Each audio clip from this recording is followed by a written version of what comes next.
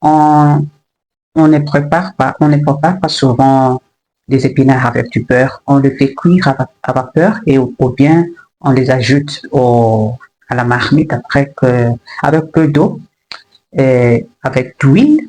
Alors, c'était vraiment intéressant d'apprendre que cette expression qui est spécifiquement liée à une situation financière parle d'une recette littérale de la culture française où on prépare, où on cuisine des épinards avec du beurre et l'ail, mais ça veut dire qu'on est en train d'enrichir on est en train d'enrichir sa situation, bien pardon, on est en train d'améliorer sa situation financière, c'est-à-dire chercher comment avoir plus d'argent ou bien quelque chose sortir de dettes, je ne sais pas, des choses comme ça, ou des choses pareilles. Et aussi, une autre expression avec du beurre, c'était faire son beurre. Comme une Africaine, je comprends très bien que faire son propre beurre du lait, c'est vraiment un travail très, très laborieux.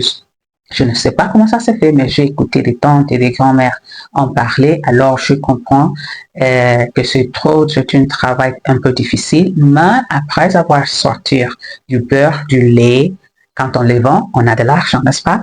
Alors, ces expressions nous font comprendre sur les valeurs et les normes sociales des francophones, que ce soit en France ou bien dans le monde francophone en général, qu'ils donnent la valeur au travail, au labeur, et qu'on n'est juste pas satisfait avec le peu qu'on a, par exemple dans le cas de les épinards, qui est assez riche, mais pour le rendre plus savoureux, on fait son beurre et on met du beurre dans les épinards.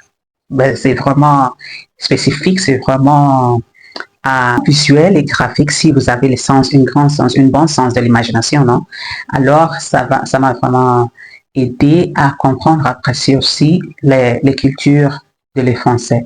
Une autre chose que j'ai appris, c'est que maintenant, je comprends mieux des podcasts, mieux des films, et surtout récemment, je comprends mieux l'humorisme français parce que même s'ils parlent trop vite, ils utilisent souvent des expressions idiomatiques en français, malgré le fait que je pense que le français utilise plus des argots que des expressions idiomatiques. Je ne sais pas, mais il y a un comédien canadien, algérien, que j'aime beaucoup et ça me fait rire et c'est une façon, je pense, une façon très amusante. Alors, si vous avez des difficultés d'apprendre le français et que vous aimeriez retenir ce que vous apprenez, alors moi je pense que ça sera un exercice enrichissant pour vous parce que ça vous aidera à améliorer votre compréhension des natifs et aussi ça vous aidera aussi à améliorer votre compétence linguistique. Par exemple, quand vous écouterez quelqu'un dire qu'il est aux anges, ça ne sera pas difficile de comprendre que cette personne est trop contente ou très ravie au lieu de penser que la personne est allée littéralement aux anges au ciel, n'est-ce pas? Alors, ce sont des petites choses comme ça que moi, je trouve fascinantes dans mon apprentissage de la langue française. Je pense j'espère que ça vous aidera à sortir de la norme traditionnelle d'apprendre le français.